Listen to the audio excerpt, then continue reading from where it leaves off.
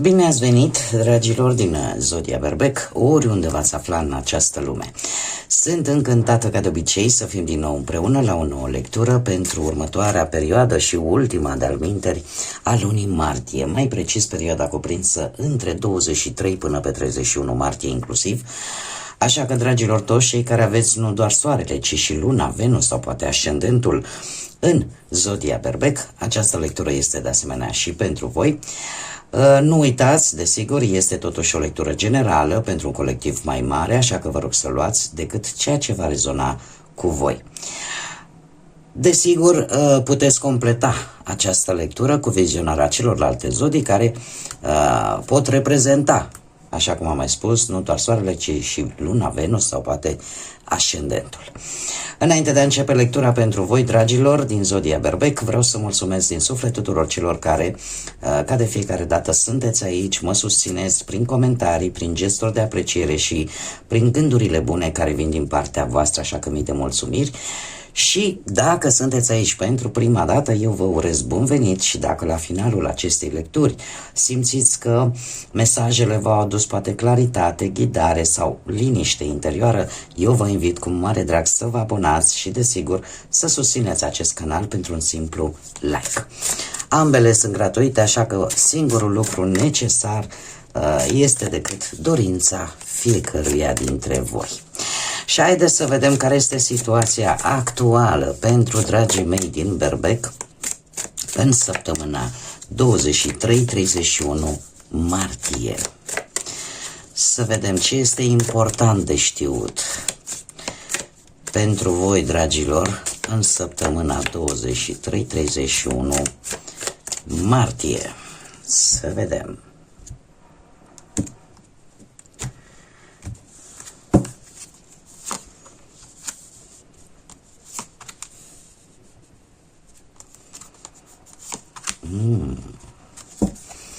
Interesant. Dragilor, se pare că se vrea o colaborare, o asociere, poate chiar și o căsătorie pentru unii, dar în general se vrea un acord. Un acord care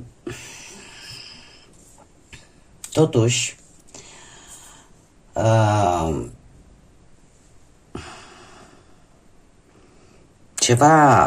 acest acord, această negociere, poate, această colaborare totuși vă trezește niște suspiciuni.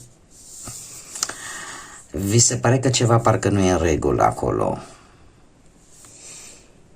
Ce pot eu să vă spun? Că are legătură probabil cu o energie feminină pentru unii dintre voi. O influență în general feminină care vă creează această stare de dubiu, de îndoială.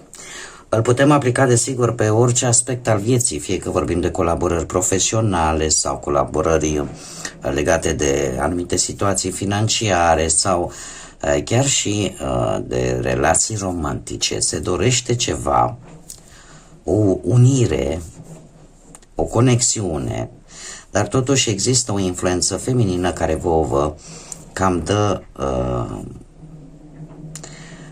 cam vă pune niște semne de întrebare. Nu este de mirare. De ce? Pentru că tind să cred că voi sunteți, cum să spun eu, voi vă doriți acest lucru. Vă doriți ca ceva să se activeze, vă doriți ca ceva să reușiți. Doar că, așa cum bine am văzut, avem și luna aici, poate și maniera voastră de a face lucrurile este un pic mai reținută. De ce? Sunt lucruri care nu se văd foarte clar. Nu se văd foarte clar. Acum, dat fiind și faptul că avem numere 27, 11, 3, asta îmi spune că cumva există dorința de armonie, de cooperare, dar în același timp sunteți foarte analitici, sunteți foarte meditativi, foarte gânditori și vă aruncați așa din prima. E ceva care, cum să spun eu, vă trezește anumite semne de întrebare. Eu aș spune că chiar dacă este o situație destul de dificil de gestionat, totuși, într-un fel sau altul, aș spune că nu arătați. Nu arătați această îndoială. O aveți în interiorul vostru, în sufletul vostru, dar nu o scoateți la suprafață în această săptămână. Haideți să vedem ce ne spune și tarotul. Ce vine pentru dragii mei din Berbec în săptămâna 23-31 martie?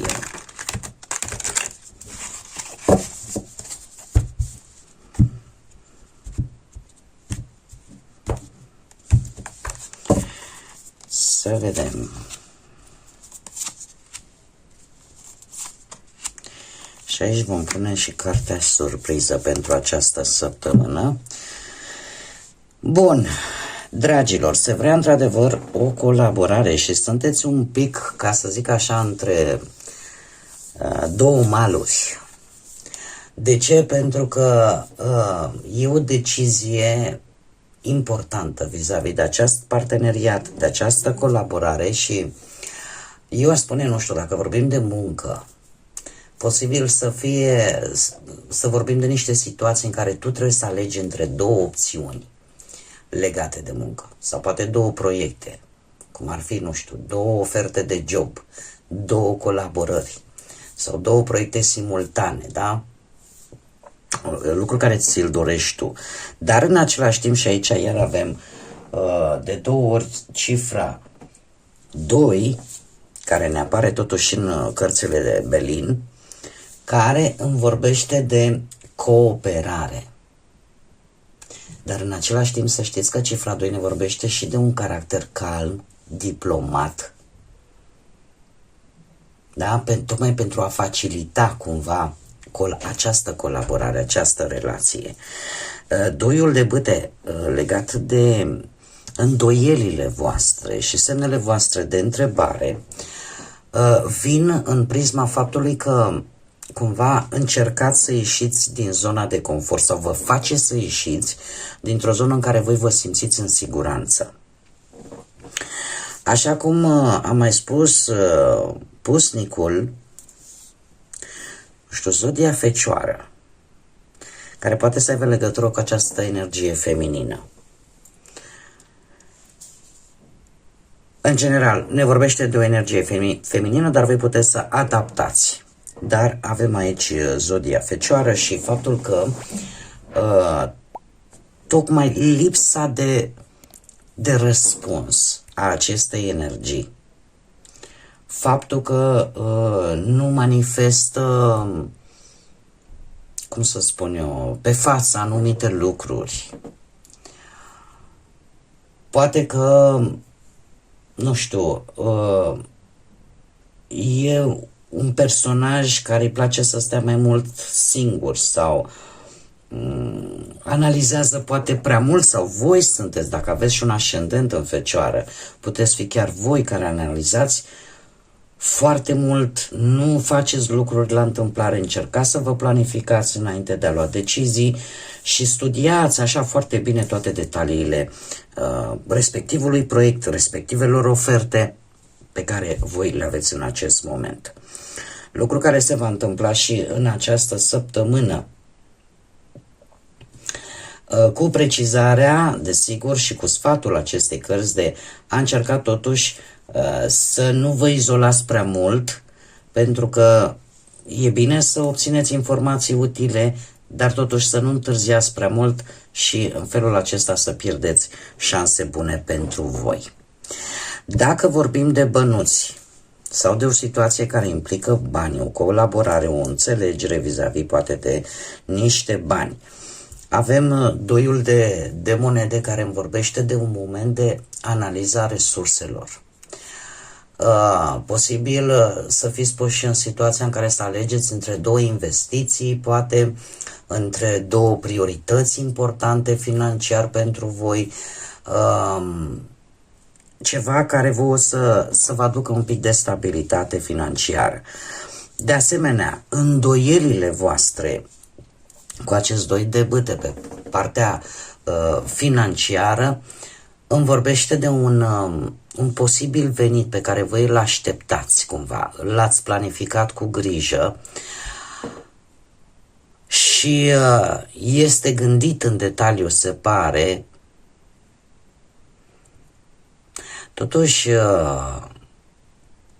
există niște costuri pe care voi le-ați văzut și care cumva parcă vă cam împiedică sau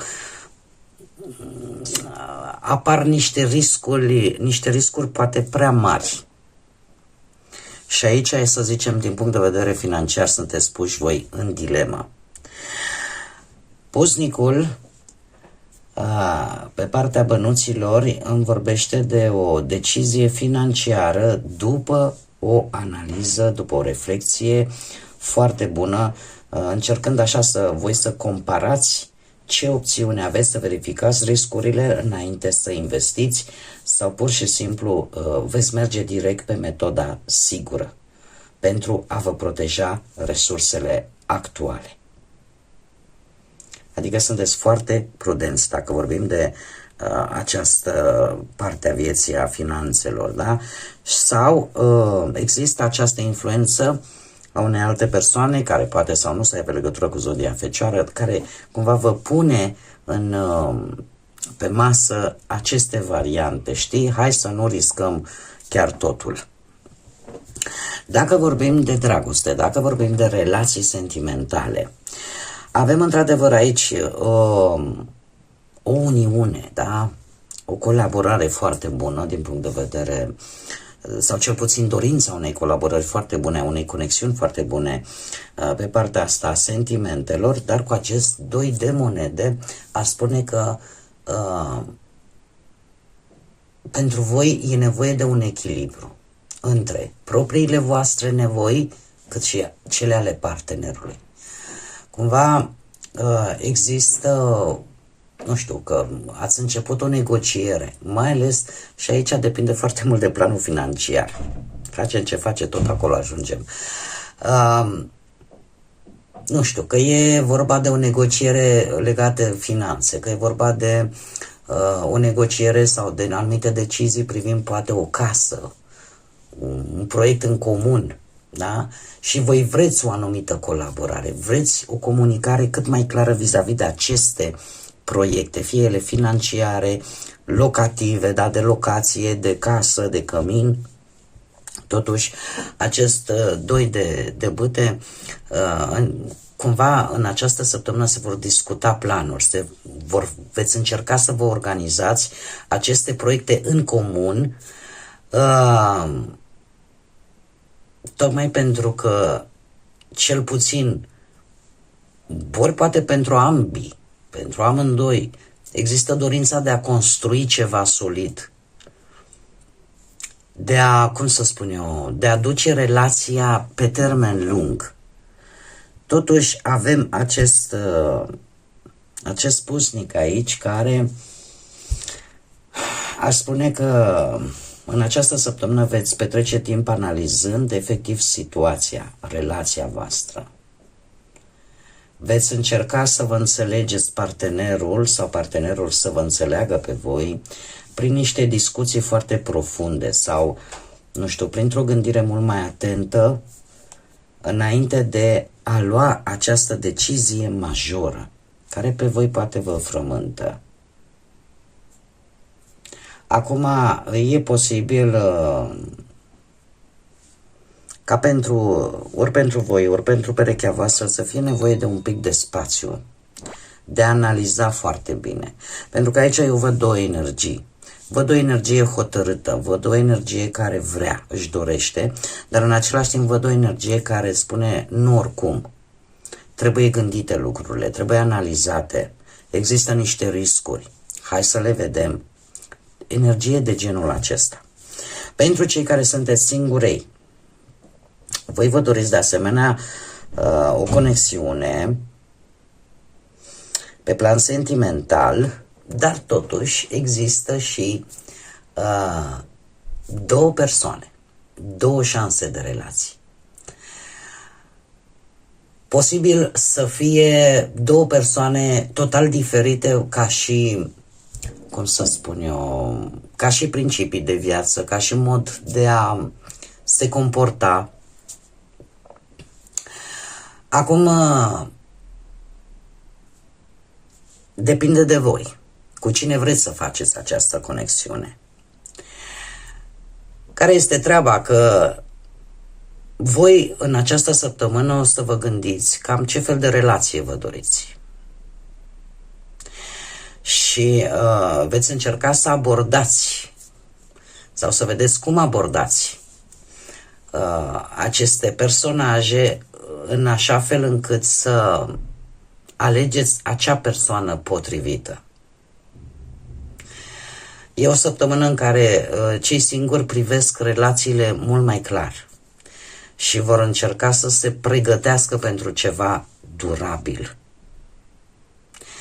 Totuși, dat fiind că avem puznicul, mare grijă, pentru că prea multă analiză te va face să amâni să acționezi, să întârzi cu acțiunea și e posibil să pierzi chiar oameni interesanți pentru simplu motiv că vrei ca totul să fie perfect. Puznicul și el de asemenea îmi vorbește de faptul că veți încerca oarecum, voi cumva sunteți influențați, sunteți inclinați către o anumită energie și această săptămână pentru voi este un timp în care încercați să cunoașteți mai bine poate această persoană, să vă clarificați până la urmă vouă înșivă ce vă doriți cu adevărat de la o relație. Poate că unii dintre voi chiar își țin, nu știu, poate un jurnal, își scriu undeva sau vă faceți așa un fel de autoanaliză în așa fel încât ceea ce voi vă doriți de fapt este ca cineva să vă respecte nevoia de spațiu, de înțelegere reciprocă și de asemenea și puznicul vine cu același sfat. De multe ori statul singură, prea mult timp, așteptând așa momentul perfect, persoana perfectă, câteodată vă poate face să vă izolați prea mult și în felul ăsta să pierdeți șansele de conexiuni chiar reale și bune pentru voi. Care este surpriza? Și avem roata destinului. Dragilor, indiferent de ce aspect al vieții vorbim, aici, în această săptămână, se va produce o schimbare, dar o schimbare ciclică. Pot veni șanse neașteptate, pot veni, cumva, ciclul vieții se schimbă, intră în mișcare. Pot apărea schimbări la locul de muncă, că e vorba de restructurări, că e vorba de vreun post mai bun, că e vorba de oportunități neașteptate. Chiar și faptul că vorbim de o colaborare, e posibil să apară o colaborare chiar total neașteptată în afară de cea pe care tocmai o aveți, șansa unei colaborări. Dacă vorbim de bănuți, pur și simplu vă pot veni niște bănuți din oportunități apărute așa, pe neașteptate sau legate strict de această nouă ofertă de muncă. De asemenea, dacă vorbim chiar și pe partea asta a relațiilor, relația chiar poate trece în această săptămână prin niște schimbări importante, cum ar fi, așa cum bine am vorbit, poate o mutare, o schimbare de locație sau o schimbare de job care să afecteze într-un fel sau altul relația sau apariția poate unui copil și relația atunci clar trebuie să evolueze, trebuie să treacă prin această experiență nouă. Se schimbă stilul de viață. Chiar și voi cei singurei, aș spune că o situație total neașteptată face să întâlniți pe cineva, mai degrabă aș spune ori într-o călătorie, poate la un eveniment sau la o anumită recomandare. Așa că aveți șansa începerii unei relații care apare brusc și care are o evoluție foarte rapidă. În această săptămână, asta ar fi surpriza pentru voi. Haideți să vedem ce ne spun florile, ce mesaje au pentru voi. Un mesaj interesant care spune că trebuie să te protejezi. Invocă protecția îngerilor pentru a soluționa rapid o situație. Probabil că și aceste îndoieli, aceste suspiciuni pot veni din gelozia unei energii, posibil feminine, dar nu numai, sau printr-o implicare externă a cuiva, din rațiuni nu tocmai benefice pentru voi. Așa că bine ar fi să vă protejați în această săptămână, în sensul în care, nu știu, să cereți sprijin spiritual îngerilor să vă protejeze, sau poate că unii, nu știu, dintre voi simțiți așa că, nu știu, la noi la români, de exemplu, suntem încă în luna martie și, după cum știți, în luna martie se fac tot felul de lucruri negative. Tocmai de aceea purtăm aceste brățărici roșu cu alb pe întreaga lună martie. Bun, dragii mei, cam acestea au fost mesajele pentru voi, pentru această nouă și ultimă perioadă din martie. Sper că mesajele v-au adus ghidare, claritate și poate, de ce nu, o nouă viziune asupra vieții. Eu vă mulțumesc că ați fost alături de mine și până la o nouă lectură, nu uitați, suflete frumoase, să gândiți înalt, să zburați înalt și să lăsați ca iubirea, credința și pacea să vă însoțească la fiecare pas.